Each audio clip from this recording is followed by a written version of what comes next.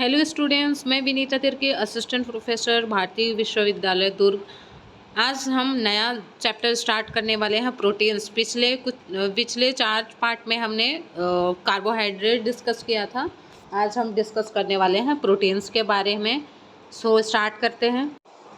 इसका introduction definition देख लेते हैं। डेफिनेशन इंट्रोडक्शन में दिया है, proteins are high molecular organic compound that consist of long peptide chain of amino acids monomers.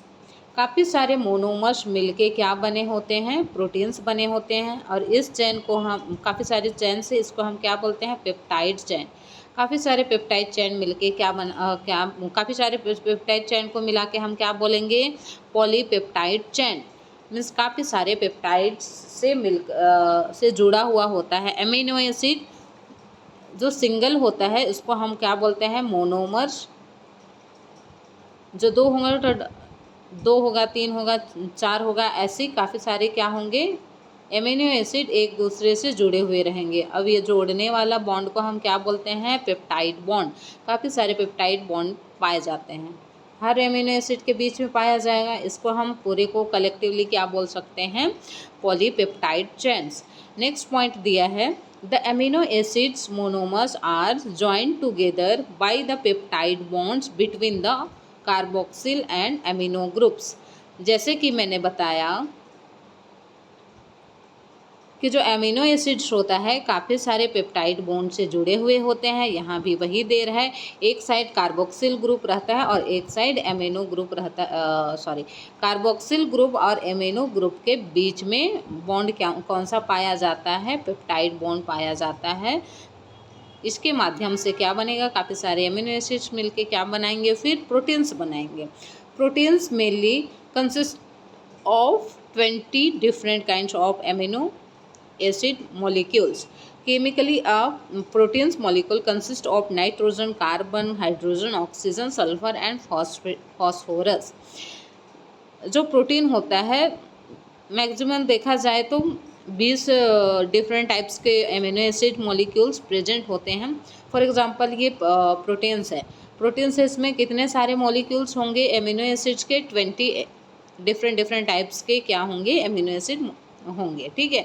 Next point दिया है, ये जो प्रोटीन बना हुआ होता है वो किन किन मॉलिक्यूल्स से मिलकर बना हुआ होता है। नाइट्रोजन है, जैसे यहाँ नीचे भी दिया हुआ है, ये नाइट्रोजन कार्बन कितना परसेंट है, 50 to 55%। नाइट्रोजन दिया है 15 to 17%। सल्फर दिया है 0.2 to 2.2%। हाइड्रोजन दिया है 6 to 7.5%। एंड देन ऑक्सीजन दिया है 21 to 24%। फॉस्फोरस दिया है 0.1 to 1%।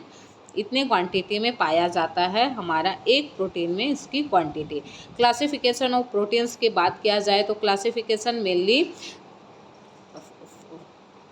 मेनली कितने तरीका किया जाता है, क्लासिफिकेशन मेनली हमको देखने को मिलेगा। पहला है सिंपल प्रोटीन्स, एंड देन दूसरा है कॉन्जुगेटेड प्रोटीन, थर्ड होता है डिराइव्ड प्रोटीन। पहला देखते हैं simple protein. Simple protein specially दो तरीके से हमको मिलेगा, ग्लोब्यूलर प्रोटीन्स और फाइब्रस या स्क्लेरो प्रोटीन्स। फाइब्रस या स्क्लेरो प्रोटीन्स, स्पेशली फाइब्रस क्यों बोला जाता है, क्योंकि इसमें जो स्ट्रक्चर होता है वो फाइब्रस लाइक स्ट्रक्चर होता है, इसीलिए इसको फाइब्रस प्रोटीन्स भी बोला जाता है, fibrous simple proteins. Globular simple proteins में हमको एग्जाम्पल के तौर पे देखने को मिलेगा एल्बुमिन्स, ग्लोब्यूलिन्स, ग्लूटेलिन्स, प्रोलैमिन्स, हिस्टोन्स, ग्लोबिन्स एंड प्रोटेबिन। इतने सारे एग्जाम्पल हमको पढ़ने को मिलेगा, देखने को मिलेगा। हम आगे जाके इसको एक एक करके देखेंगे। इसके अंदर भी काफ़ी सारे एग्जाम्पल्स हमको देखने को मिलेगा। सेकंड में दिया है फाइब्रस स्क्लेरो प्रोटीन्स। इसमें दिया है collagen, elastic, keratins. And classification number 2 में दिया गया है कॉन्जुगेटेड प्रोटीन्स। कॉन्जुगेटेड प्रोटीन्स में हम देखने वाले हैं न्यूक्लियोप्रोटीन्स, ग्लाइकोप्रोटीन्स, म्यूकोप्रोटीन्स, लिपोप्रोटीन्स, फॉस्फोप्रोटीन्स, क्रोमोप्रोटीन्स एंड मेटालोप्रोटीन्स। इसके बारे में हम देखने वाले हैं। थर्ड दिया हुआ है ये भी दो तरीके से दिया गया है। एक पहला है प्राइमरी प्रोटीन, सेकंड है सेकेंडरी प्रोटीन्स। प्राइमरी प्रोटीन्स में स्पेशली हम इसके एग्जांपल्स देखेंगे, proteins, coagulated proteins and metalloproteins. Secondary proteins में दिया है proteoses, peptones, polypeptides and peptides. तो आइए हम एक एक करके इसको देखते हैं। सिंपल प्रोटीन सबसे पहले देखते हैं। सिंपल प्रोटीन में क्या बोला है, these proteins only consist of amino acid and are further classified into. जो सिंपल प्रोटीन देखा था हमने वो दो तरीके का था, कौन कौन सा, ग्लोब्यूलर और नेक्स्ट क्या था, नेक्स्ट क्या देखा था हमने, ग्लोब्यूलर और हमने देखा था ना, देखो इसमें कॉन्जुगेटेड फाइब्रस और स्क्लेरोप्रोटीन्स। ठीक है, अब एक एक करके इसको हम देखते हैं। सिंपल प्रोटीन्स देखते हैं सबसे पहले। These proteins are only consist of amino acid and are further classified. इसको हम लोग दो टाइप से क्लासीफाई किया गया है। पहला है ग्लोब्यूलर प्रोटीन्स। देज प्रोटीन्स आर स्पेरिफिकल, कौन कौन से शेप का होता है, या तो गोलाकार होगा या अंडाकार होगा, ओवल शेप का। सोल्यूबल इन वाटर, ये क्या है, वाटर में ईजिली सोल्यूबल हो जाता है, मीन्स घुल जाता है। And other solvent are digestible, और अदर जो सॉल्वेंट होते हैं वो क्या होते हैं, डाइजेस्टेबल होते हैं। फॉर एग्जांपल्स दिया गया है, पहला है एल्बुमिन्स। एल्बुमिन्स क्या है, सोल्यूबल इन वाटर, मतलब ये वाटर और सॉल्ट सोल्यूशन जो होता है उसमें क्या है, ईजिली घुल जाता है।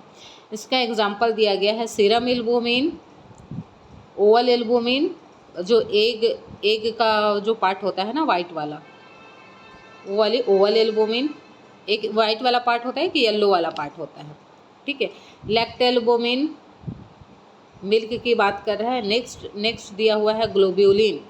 ग्लोब्यूलिन में ये क्या बोल रहा है, soluble in neutral and dilute salt solution, means ये पीएच का हम पीएच देखेंगे तो 7 पॉइंट क्या होता है, 7 वाला हिस्सा जो क्या होता है, न्यूट्रल होता है। बाकी 7 से कम हुआ तो क्या हो, एसिडिक नेचर का होता है। एंड देन 7 से नीचे वाला हिस्सा हुआ था, 7, 8, 9, 10 साइड गए तो हमको क्या मिलेगा, एल्कलीन नेचर का मिलेगा। कुछ एग्जांपल्स दिए गए हैं इसमें भी, serum globulins and vitellin, egg yolk जो येलो वाला पार्ट होता है। नेक्स्ट दिया हुआ है glutelins. Glutelin soluble in dilute acid and alkalis, mostly found in the plants. ये सबसे ज़्यादा कहाँ पाया जाता है, प्लांट्स में, बट इनसोल्यूबल इन वाटर। इसमें ये बोला है कि सोल्यूबल किस में हो जाता है, एसिड में या एल्कलीज इन नेचर वाले सॉल्यूशन में हो जाएगा, बट वाटर में सॉल्यूबल नहीं होगा। इसमें एग्जांपल दिया गया है व्हीट और राइस का कौन सा पार्ट, ग्लूटेलिन्स, जिसको ग्लूटेलिन्स बोला जाता है, और एजिनिन। हम नेक्स्ट देखेंगे डी, प्रोलैमिन्स। इसमें सॉल्यूबल इन 70% ऑफ एल्कोहल, मतलब किसमें जल्दी घुल जाता है, 70% एल्कोहल। हम जैसे हम एथेनॉल ले लेते हैं, इसमें क्या हो जाता है, घुल जाता है 70% एल्कोहल में, ठीक है, बट वाटर में नहीं घुलता है। इसमें एग्जांपल दिया गया है व्हीट और मेज का, जेन और ग्लियाडीन का, ठीक है। नेक्स्ट हम आगे फाइब्रस स्क्लेरोप्रोटीन्स, दूसरा टाइप्स है सिंपल प्रोटीन्स का। This proteins fibre like structure, देखिए जैसे कि मैंने बताया कि ये कौन से स्ट्रक्चर का होता है, फाइबर लाइक स्ट्रक्चर, और water insoluble and can not be digested. इसको हम डाइजेस्ट करने लायक जो भी मॉलिक्यूलर सब्सटेंस होते हैं वो डाइजेस्ट करने लायक नहीं होता है। और क्या बोल रहे हैं कि ये इनसॉल्यूबल होता है, वाटर इनसॉल्यूबल मतलब वाटर में नहीं घुल सकता है। कुछ एग्जांपल्स दिए हुए हैं। एग्जांपल्स में पहला है कोलेजन्स, ये कनेक्टिव टिश्यू प्रोटीन्स होता है। Elastin these proteins are found in elastic tissue such as tendon and arteries, जो फर्स्ट ईयर में आप लोग पढ़े होंगे तो इसके बारे में पढ़े होंगे। इलास्टिन क्या होता है, कनेक्टिव टिश्यू क्या होता है, ये सब आप लोग पढ़ लिए हैं फर्स्ट ईयर में। नेक्स्ट दिया है keratins present in exoskeletal structure, for example hairs, nails and horns.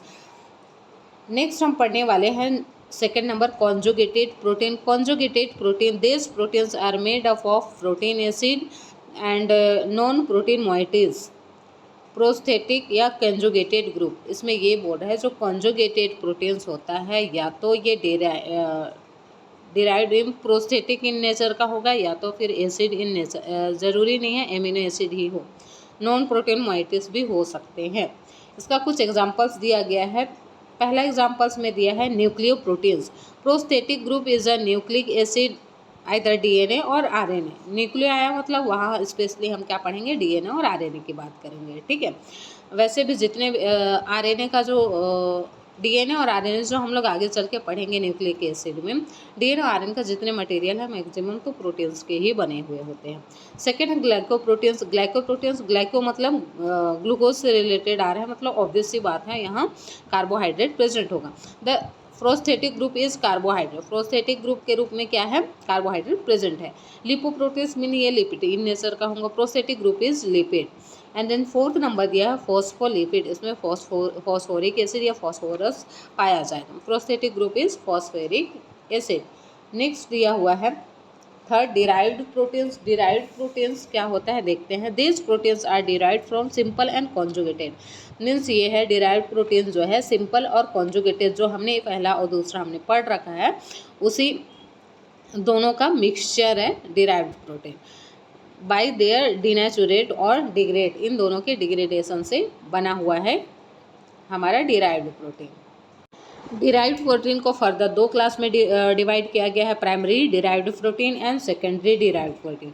Primary derived proteins आप लोगों की स्पेलिंग नहीं समझ में आती है तो प्लीज़ मेरी वोकल वॉइस से आप लोग लिख सकते हैं अगर नोट्स वोट्स बनाते हैं तो। पहला दिया है primary derived protein. Primary derived protein में दिया है this proteins derived are form by process causing, CAU है, causing only slight changes in the protein molecules and its properties. There is little or no hydrolytic cleavage of peptide bond. ये जो protein derivatives होते हैं primary derivatives जो होते हैं ये हमको स्लाइटली चेंजेस मिलते हैं प्रोटीन मॉलिक्यूल्स में, ठीक है, या प्रोटीन प्रॉपर्टीज़ जो होंगे हमारा प्रोटीन का उसके ज़्यादा कुछ डिफरेंट नहीं होता है, स्लाइटली चेंजेस कुछ मिल सकते हैं। आगे देखते हैं इसका कुछ एग्जांपल्स दिया हुआ है। पहला है proteins. Proteins are insoluble product. ये इनसॉल्युबल प्रोडक्ट मतलब घुलने वाला प्रोडक्ट नहीं है, found by action of water dilute acid of enzyme, मतलब एसिड के थ्रू ये घुलने के चांसेस हैं। एंड द नेक्स्ट दिया है, इसी का नेक्स्ट पॉइंट दिया हुआ है, these are particularly formed from globulins but are insoluble in dilute salt solution. For example, myosin from myosin, fibrin from fibrinogen. इसका नेक्स्ट एग्जाम्पल दिया है मेटा प्रोटीन्स। क्या है meta proteins? These are formed by action of acids and alkalines upon proteins. They are insoluble in neutral solvent. Coagulated proteins जो next हम पढ़ेंगे वो coagulated proteins. हमने वैसे पढ़ा है कि कोगुलेटेड प्रोटीन्स क्या क्या कैसे कैसे होता है। कोगुलेटेड मतलब एक तरह का कोगुलेशन होना, ठीक है। Coagulated proteins are insoluble products form by the action of heat और alcohol on natural proteins. For example cold meat and cooked albumin. पका हुआ हमारा एल्बुमिन, एल्बुमिन्स मीन्स एग वाला पार्ट हो गया, जिसमें मीट की बात कर रहा है, ठीक है। नेक्स्ट हम पढ़ेंगे secondary derived protein. Secondary derived protein, this proteins are formed, एक सेकेंड, हाँ, this proteins are formed in the progressive hydrolytic cleavage of the poly, इसमें पेप्टाइड बॉन्ड पाया जाएगा। प्रोटीन मॉलिक्यूल्स कहीं ना कहीं बाइंड होंगे तो किसके थ्रू होंगे, पेप्टाइड बॉन्ड के थ्रू होंगे, ठीक है। इसमें ये है सेकेंडरी। एंड देन नेक्स्ट पढ़ने वाले हैं हम, इसमें और एक पॉइंट दिया हुआ है उसके एग्जांपल्स के बारे में है। They are grouped into proteases, proteins and peptides according to average molecule, उसके मॉलिकुलर वेट के ऊपर डिपेंड करता है। नेक्स्ट हम पढ़ने वाले हैं एमिनो एसिड के बारे में। एमिनो एसिड के बारे में थोड़ा सा डिस्कस कर लेते हैं, फिर नेक्स्ट वीडियो में बाकी हम पढ़ेंगे। Amino acid these are the building blocks of proteins. हमको पता है कि काफ़ी सारे एमिनो एसिड से मिलकर बना हुआ होता है प्रोटीन्स, और प्रोटीन्स किन चीज़ों से इनका जो माइक्रो मॉलिक्यूल्स है वो कौन कौन से हैं, कार्बन, हाइड्रोजन, काफ़ी सारे एमिनो ग्रुप्स होंगे, एंड देन फिर कार्बोक्सिल ग्रुप भी होंगे, एक क्या आर ग्रुप होगा जो कि वेरिएबल होगा। ठीक है, जैसे कि इसमें कुछ नीचे स्ट्रक्चर बना हुआ है, आप लोग देख सकते हैं। ये आर बोलती हूँ, सी है, सॉरी सी। इन दोनों को आप पार्ट्स में अलग अलग कर देंगे तो दोनों साइड क्या हो रहा है, एक साइड आर का चैन बन रहा है, एक साइड एच का। ठीक है, और इसमें क्या बोला गया है, ये जो सी है, सी कार्बन को हम क्या बोलते हैं, सी या कार्बन को हम क्या बोलते हैं, चिराल कार्बन इस स्ट्रक्चर में। एंड देन फिर आर वाला जो है या तो साइड चेन या तो वेरिएबल ग्रुप बोल सकते हैं आर को। अगर इसको हम दो डिफरेंट मॉलिक्यूल से अटैच है, ये देख सकते हैं, यहाँ COOH है एंड देन H2N है। ठीक है, यहाँ कार्बोक्सिलिक ग्रुप जुड़ा हुआ है, यहाँ क्या है, अमीनो ग्रुप जुड़ा हुआ है। नेक्स्ट है about 300 amino acid are recognized and actual number of amino acid is unknown. Some examples of different amino acid, मतलब काफ़ी सारे अमीनो एसिड पाया जाता है, जैसे कि इसमें दिया गया है 300 अमीनो एसिड। बस सभी को आज की डेट में रिकॉग्नाइज किया है ऐसा ज़रूरी नहीं है। 300 को देखा जाए तो 300 अमीनो एसिड को क्या किया है, रिकॉग्नाइज किया है। बाकी जो काफ़ी सारे अमीनो एसिड है जो कि आज की डेट में भी नहीं पता है कौन कौन से तरीके से पाया जाता है। ठीक है, नेक्स्ट वीडियो है हम अमीनो एसिड को डिटेल से पढ़ेंगे। So thank you so much.